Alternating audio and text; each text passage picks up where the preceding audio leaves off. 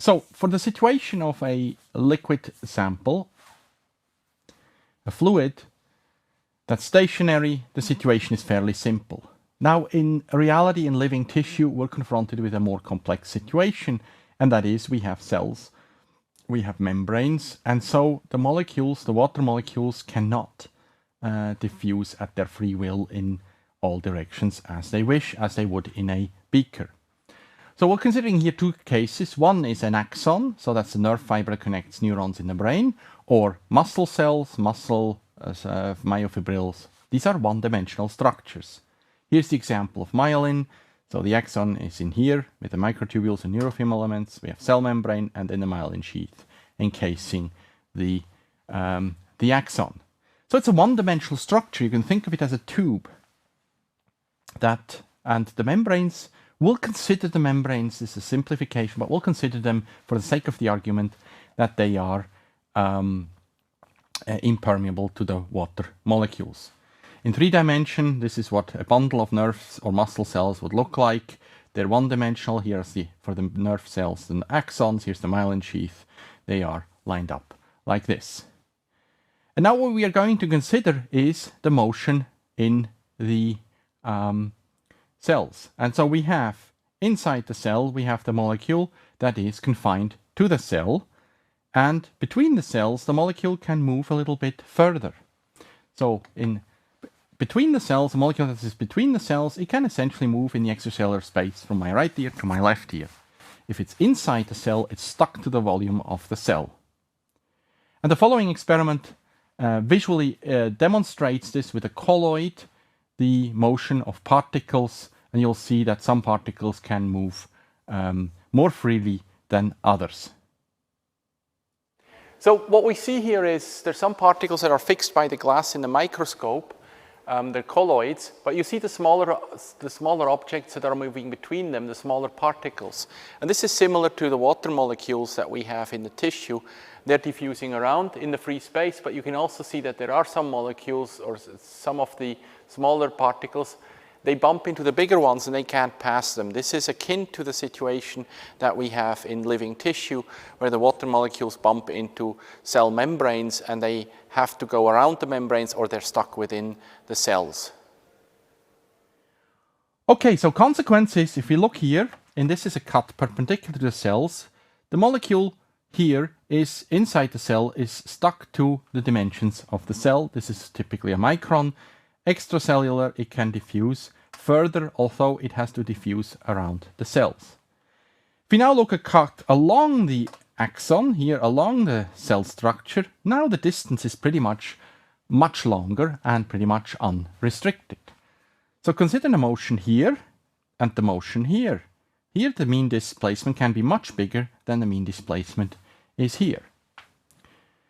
So, with restricted motion by cell membranes and one-dimensional structures like we see them often in nature, in the brain and in the muscle, the motion is restricted by membranes and the membrane structure is not isotropic. The cell structure is not isotropic. So what does this mean? We are getting clearly here, this distance is much smaller than this distance. We're getting an anisotropic mean displacement, and from Einstein's equation, we're getting an anisotropic diffusion coefficient. So what does this mean? This means that depending whether I measure in the direction of the axon or perpendicular, that is, if I apply the gradient perpendicular, I measure the motion perpendicular to the axon. Here the motion is restricted to a small distance. If my gradient is along the direction of the axon, in this direction, the distance, the mean displacement is larger. And so depending on what type of gradient I apply, I get a different apparent diffusion coefficient, and this is spatially anisotropic. So, consequence, the diffusion coefficient that one measures, the apparent diffusion coefficient, depends on the gradient orientation. This is mathematically a good approach is to describe this mathematically by a diffusion tensor Dij. What is this mathematically? Well, basically it's a 3×3 matrix, and here it is. So this is what describes the diffusion process. Now let's look at some examples to convince ourselves that this is real. So here's a diffusion weighted image. So we're looking at just the diffusion weighting. The gradient is applied along Z. So this means it is going perpendicular to the plane. Bright means very little diffusion. Dark means a lot of diffusion. So here we have a lot of diffusion. Here we have very little. And here in this area we have substantial diffusion. The signal is strongly attenuated. So bright is less attenuation, dark is a lot of attenuation. Now the next image is the diffusion in the x direction. So this is horizontal. And now notice this area here. I'll go back. Here, it's the same image. Here we had not so much diffusion, and here it gets essentially dark. So there's a lot of diffusion. And this is the area of the corpus callosum. The corpus callosum, you can think of it, that's the bus. That's the ribbon cable that connects the nerve fibers from the right hemisphere and the left hemisphere. It's like a ribbon bus. In this direction are the orientation of all the axons. And they're very collinear aligned. So we have a lot of diffusion right-left in this direction. And that's why if we apply the gradient in right-left orientation, this signal is strongly attenuated. Here also, we can see it's very much not attenuated. So it's bright, and here it gets dark, the same area. So also here we have right-left orientation of the diffusion process. And finally, we're looking at the diffusion process from front to back, so from here to here. And now we can see again, corpus callosum is regaining its intensity here, here again. And now we have these areas that are losing intensity here and here. Can you guess what we're looking at there? So this is the back of the head. Here is the back of the head. The eyes are in the front. And what we are looking at here is the optic nerve, the connection from the eyeballs to the back of the head with primary visual cortex, where the primary processing of visual information occurs. So we're seeing that directionality here. Notice that in all three images, this area is always dark. That's the ventricles. It's filled with cerebrospinal fluid. So it behaves like free water. It's isotropic, and it has, since there's no membrane restriction for water in that space, it will have a much higher diffusion coefficient in that area.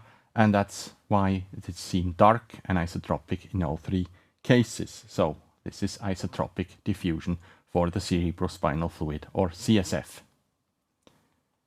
Okay, now we have seen the diffusion tensor, and there's one property that this diffusion tensor has. It's a symmetric tensor. And now here we have to make use of some things that you might remember from your linear algebra course, or then you have to accept it here.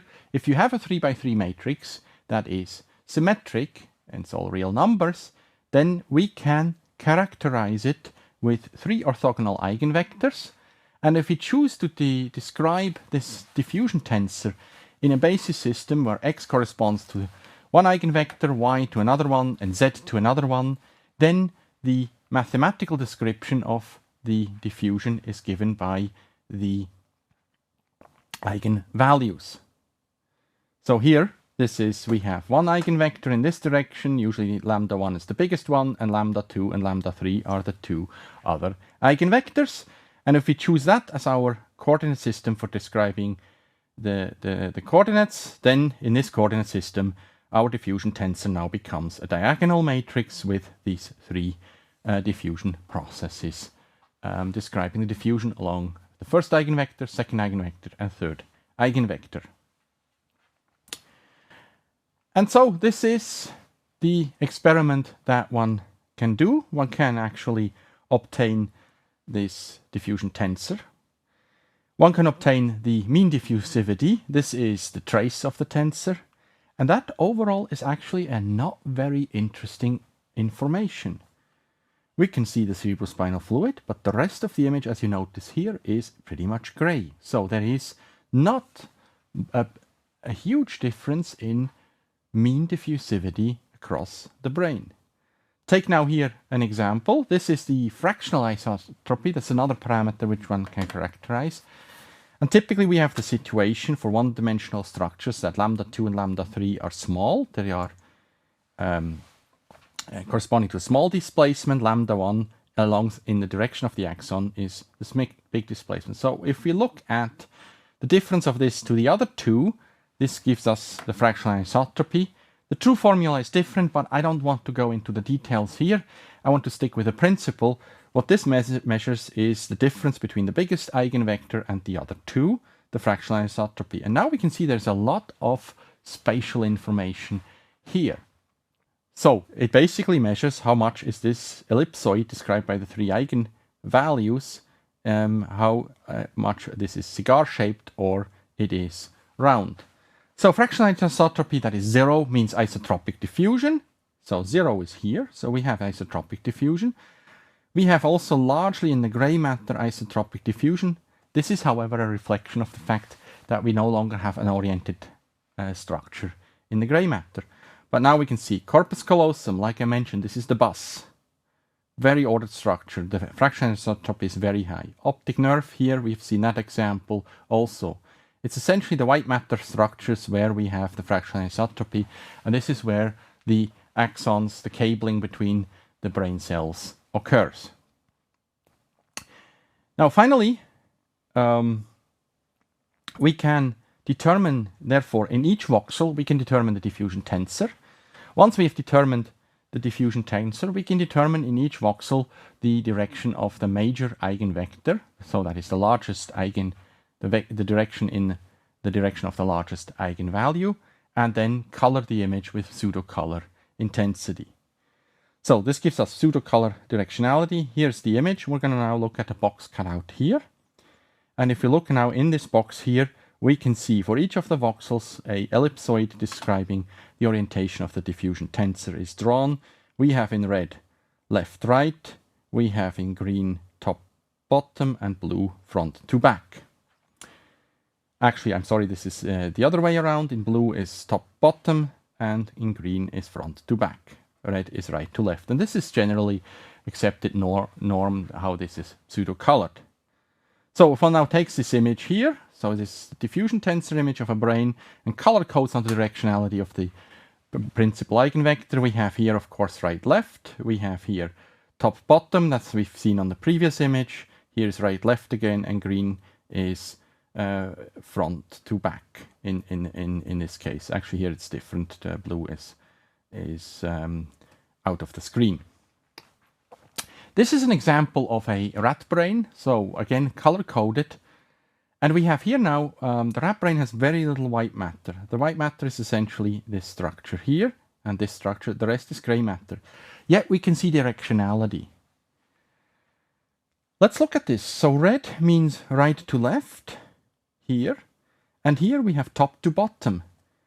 But this is gray matter, this structure here, that's cortex. So what does this mean? And here it goes between red and blue, the color changes. This basically means that the diffusion process is perpendicular to the surface. There is a directionality of the diffusion process, of the water diffusion, in the cortex, in the gray matter of the rat, that is perpendicular to the surface. And this reflects some of the neuronal structures which are very laminar, columnar in organization. So the cells are perpendicular to the surface, protruding through the cortical layers. And this is directionality, can be picked up with diffusion imaging and displayed as such. So I want to give you some examples of what has the neuroscience community very much excited, and that is the ability to quantify this anisotropy. So one does an image of the diffusion anisotropy. We have the ellipsoids in each voxel here. That's a cutout. The color-coded maps of the diffusivity, the direction anisotropy. And now what is being done is determined in each voxel the principal direction of diffusion. Then we do it for the next voxel, which may be like this, and then the next voxel, and we'll suppose that this diffusion is provided by a bundle of nerves of axons that go along the direction of the principal eigenvector, the vector with the biggest eigenvalue. So in this case, we would get a connection of the voxels in this direction. And this is then done to connect the adjacent voxels, and one obtains with that spaghetti-like images. So here is a cut from the brain. So we're looking on the top of the brain. This is a left side, this is the right side, and here we can see the corpus callosum, the connection between right and left. And these are all the projections of white matter into grey matter. And this is now a view from the top. Again, we have the optic nerve going here, we have the corpus callosum being connected, and we have some other connections perpendicular. So this gives us a spaghetti-like representation of the connections. One can establish with that the fiber tracks, and finally one can ask the question, which part of the brain is connected to which part? This provides information on probability that if we take a brain region here and another brain region here, what is the probability that there indeed exists a connection in terms of cabling between these brain regions. This leads to a whole brain structural connection network, or also known as a connectome. So these are applications that have neuroscience very excited. One gets insight in the individual subject on which parts of the brain are connected somehow, how they are connected, and in some diseases and how much these connectivities are perturbed by the disease in question.